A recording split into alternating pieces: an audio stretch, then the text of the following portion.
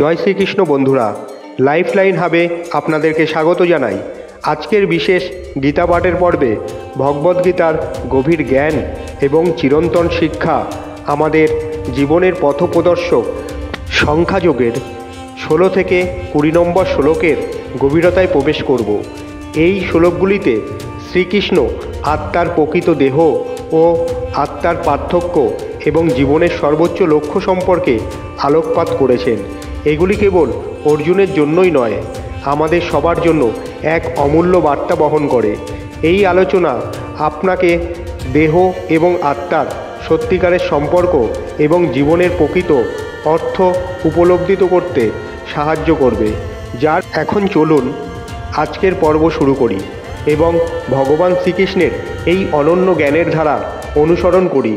ভিডিওটি শেষ পর্যন্ত দেখুন এবং আপনার মতামত আমাদের জানাতে ভুলবেন না। তাহলে চলুন শুরু করি। আজকের যাত্রা গীতার দ্বিতীয় অধ্যায়ের 16 নম্বর শ্লোকটি হলো, অসৎ কখনোই সত্য হতে পারে না এবং সৎ কখনোই নম্বর হতে পারে না। সত্য ও অসত্যের এই প্রকৃত জ্ঞানীরা প্রত্যক্ষ করেছেন। এই শ্লোকটি শ্রীকৃষ্ণের তথ্যজ্ঞানমূলক এক মহান উপদেশ।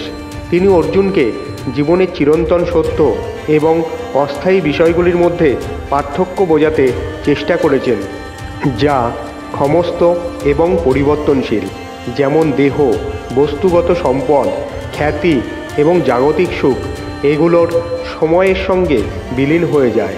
যা চিরন্তন এবং অমর, যেমন আত্মা। আত্মা কখনোই ধ্বংস হয় না এবং সময় বা অবস্থার দ্বারা প্রভাবিত হয় না। তত্ত্বজ্ঞানীরা বুঝেছেন যে আত্মা হলো সত্য এবং দেহ হলো মায়া বা অস্থায়ী। দেহ ক্ষয়প্রাপ্ত হবে কিন্তু আত্মা অবিনশ্বর। এই উপলব্ধি জীবনে সত্যিকারের জ্ঞান। দেহ একটি বাহ্যিক আবরণ, যা নম্বর। আত্মা অনাদি, অবিনশ্বর এবং চিরন্তর। এটি ব্রহ্মের একটি অংশ। শ্রীকৃষ্ণ বোঝাচ্ছেন যে আমরা যদি জাগতিক বিষয়গুলোকে চিরন্তন মনে করি তাহলে দুঃখ ও উদ্বেগে আমাদের গ্রাস করবে, কিন্তু চিরন্তন সত্যের ওপর মনোনিবেশ করলে আমরা প্রকৃত শক্তি অর্জন করতে পারি। যেমন একটি ফুল ক্ষণস্থায়ী, তার সৌন্দর্য একদিন নষ্ট হয়ে যায় কিন্তু তার সুবাস আমাদের স্থিতিতে থেকে যায়, তেমনি দেহ ক্ষণস্থায়ী কিন্তু আত্মা চিরন্তন। সোনা থেকে বিভিন্ন গহনা তৈরি হয়, কিন্তু গহনার আকৃতি নষ্ট হলেও সোনার প্রকৃতি বদলায় না। একইভাবে দেহ পরিবর্তনশীল কিন্তু আত্মা অবিনশ্বর। একটি গাছ মারা গেলেও বীজ থেকে আবার নতুন গাছ জন্মায়। এই চক্র আত্মার অমরত্বের প্রতীক। জাগতিক বিষয়গুলির প্রতি অতিরিক্ত আকর্ষণ ত্যাগ করা উচিত। আত্মা সত্য উপলব্ধি করতে যোগ, জ্ঞান ও ভক্তির চর্চা করা উচিত। দুঃখ, সুখ, প্রতি বা লাভের সময় স্থিতিশীল মনোভাব ধরে রাখা উচিত। এই শ্লোকটি আমাদের শেখায় যে জাগতিক বিষয়গুলো অস্থায়ী এবং আত্মা চিরন্তন। যদি আমরা সত্য এবং অস্থায়ী বিষয়ে পার্থক্য বুঝতে পারি তাহলে জীবনের সমস্ত দুঃখ উদ্বেগ কাটিয়ে প্রকৃত জ্ঞান অর্জন করতে পারব।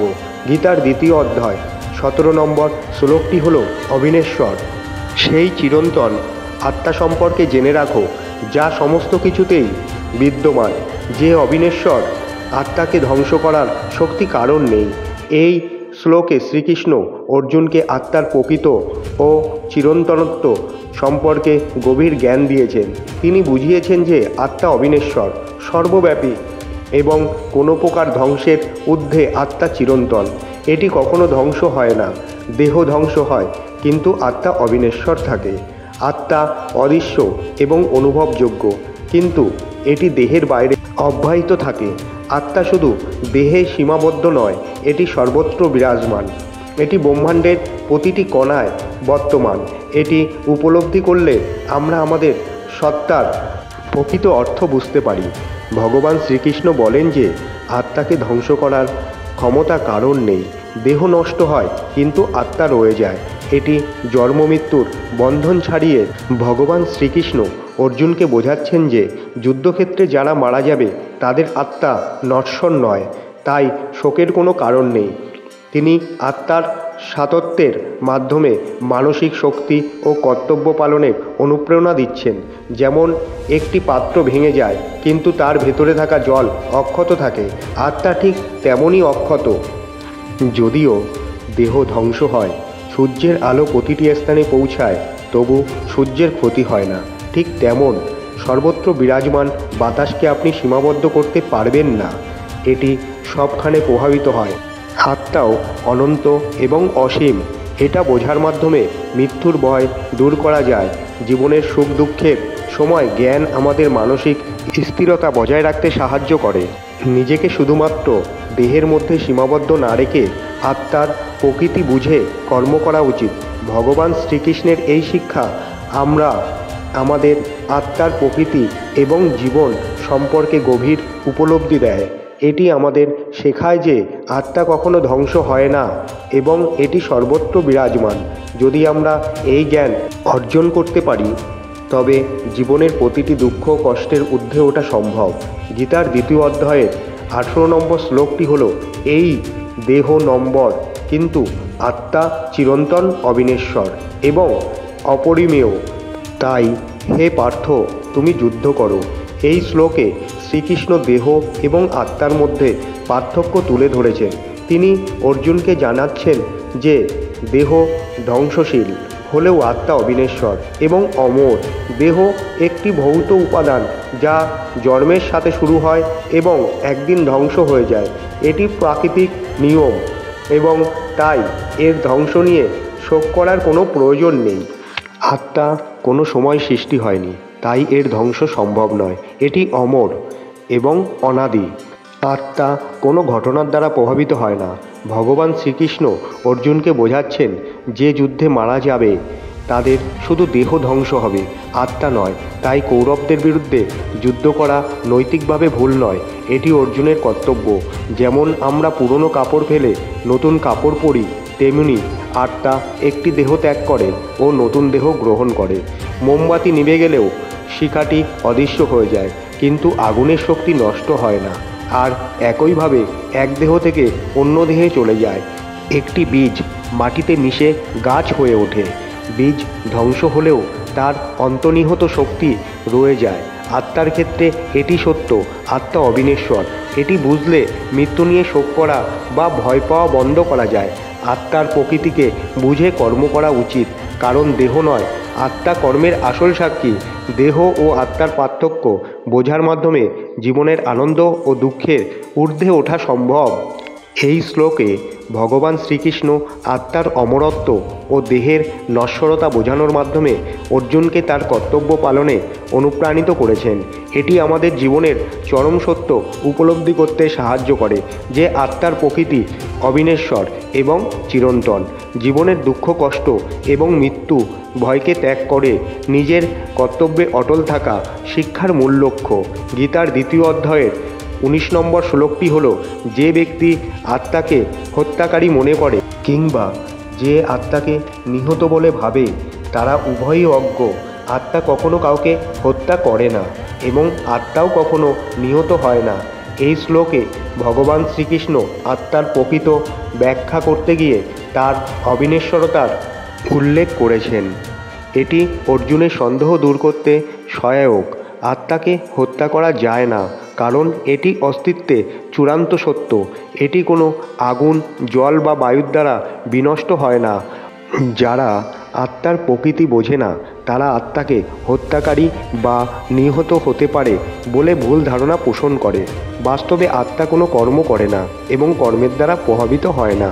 ভগবান শ্রীকৃষ্ণ অর্জুনকে বোঝাচ্ছেন যে যুদ্ধক্ষেত্রে যারা মারা যাবে তাদের আত্মা ধ্বংস হবে না। এই উপলব্ধি অর্জুনকে তার কর্তব্য পালনে অনুপ্রাণিত করবে। যেমন একটি জলের পাত্র ভেঙে গেলেও সূর্যের প্রতিফলন অক্ষত থাকে, তেমনি দেহ ধ্বংস হলেও আত্মা অবিনশ্বর। একটি মাটির পাত্র ভেঙে গেলে তার ভেতরে আকাশ ক্ষতিগ্রস্ত হয় না, আত্মাও একইভাবে দেহের ধ্বংসের সঙ্গে বিনষ্ট হয় না। একজন ড্রাইভার যেমন গাড়ির সঙ্গে মিশে থাকে না, তেমনি আত্মাও দেহের সঙ্গে যুক্ত থাকলেও এর ক্ষতি হয় না। আত্মার প্রকৃত বোঝার মাধ্যমে জীবনের সাময়িক সমস্যাগুলিকে অতিক্রম করা সহজ হয়। আত্মা অবিনশ্বর জেনে মৃত্যুকে ভয় না পেয়ে জীবনের সাহসী হওয়া সম্ভব।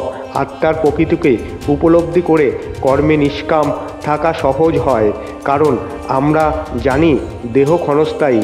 এই শ্লোকে আত্মার প্রকৃতি এবং অমরত্বের গভীর বার্তা বহন করে। এটি আমাদের মনে করিয়ে দেয় যে দেহের মৃত্যু চূড়ান্ত সত্য নয়, আত্মা চিরন্তন। যারা আত্মাকে বোঝে তারা জীবনের সমস্ত বিভ্রান্তি থেকে মুক্ত হতে পারে। ভগবান শ্রীকৃষ্ণ এই জ্ঞানের মাধ্যমে অর্জুনকে তার দায়িত্ব পালনে অনুপ্রাণিত করেছেন।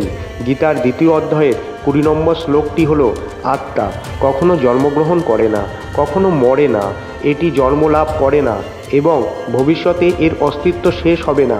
এটি অজন্মা, চিরন্তন, শাশ্বত এবং অপ্রাণিত। হরি ধ্বংস হলেও আত্মা ধ্বংস হয় না। এই শ্লোকে ভগবান শ্রীকৃষ্ণ আত্মার প্রকৃতি আরও গভীরভাবে বিশ্লেষণ করেছে। এটি অর্জুনের সন্দেহ এবং মনোযন্ত্রণা দূর করতে সাহায্য করে। আত্মা কোনো শুরু বা শেষ নেই, একটি সর্বদা ছিল এবং থাকবে। জন্ম এবং মৃত্যু শুধুমাত্র দেহের ক্ষেত্রেই প্রযোজ্য। শাশ্বত শব্দটি বোঝায় যে আত্মা কখনো ধ্বংস হয় না। এটি প্রাচীন হলেও এটি সর্বদা নতুন এবং কার্যক্ষম থাকে। শরীর যখন ধ্বংস হয় তখন আত্মার কিছুই হয় না, এটি নতুন দেহ গ্রহণ করে। ঠিক যেমন পুরনো কাপড় পরিবর্তন করা হয়, আত্মাও শরীর পরিবর্তন করে।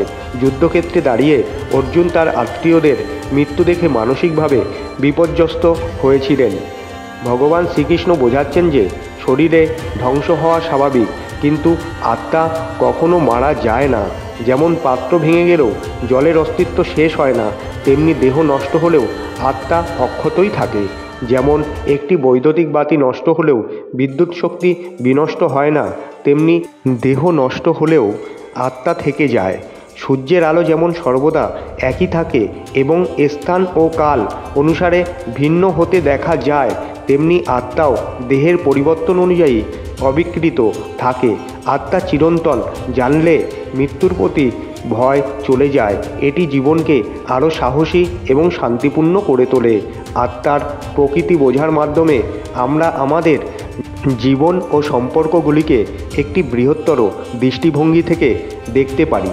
এই জ্ঞানের মাধ্যমে অর্জুন বুঝতে পারেন যে যুদ্ধক্ষেত্রে দায়িত্ব পালন করতে গেলে মৃত্যু ভয় বা দুঃখ বাধা হতে পারে না। ভগবান শ্রীকৃষ্ণ শ্লোকে আত্মার অবিনশ্বরতা, চিরন্তনতা এবং অজন্মা প্রকৃতি ব্যাখ্যা করেছেন। এটি অর্জুনকে বোঝায় যে মৃত্যুকে অতিক্রম করে দায়িত্ব পালন করা উচিত। আত্মার প্রকৃত বোঝা আমাদের জীবনের মোহ ও সংশয় থেকে মুক্তি দেয় এবং আমাদের চিরন্তন সত্যের দিকে পরিচালিত করে। আজকের পর্বে আমরা ভগবদ্গীতার 2য় অধ্যায় সংখ্যাযোগের 16 থেকে 20 নম্বর শ্লোক নিয়ে আলোচনা করলাম। ভগবান শ্রীকৃষ্ণ এই মহৎ উপদেশ আমাদের দৈনন্দিন জীবনের চ্যালেঞ্জ মোকাবিলায় এক অভূতপূর্ব দিশা দেখায়। দেহ এবং আত্মার পার্থক্য, আত্মার অমরত্ব এবং জীবনের প্রকৃত উদ্দেশ্য সম্পর্কে ভগবান শ্রীকৃষ্ণের এই গভীর শিক্ষা আমাদের জীবনে নতুন দৃষ্টিভঙ্গি এনে দেয়। আজ এই পর্যন্তই।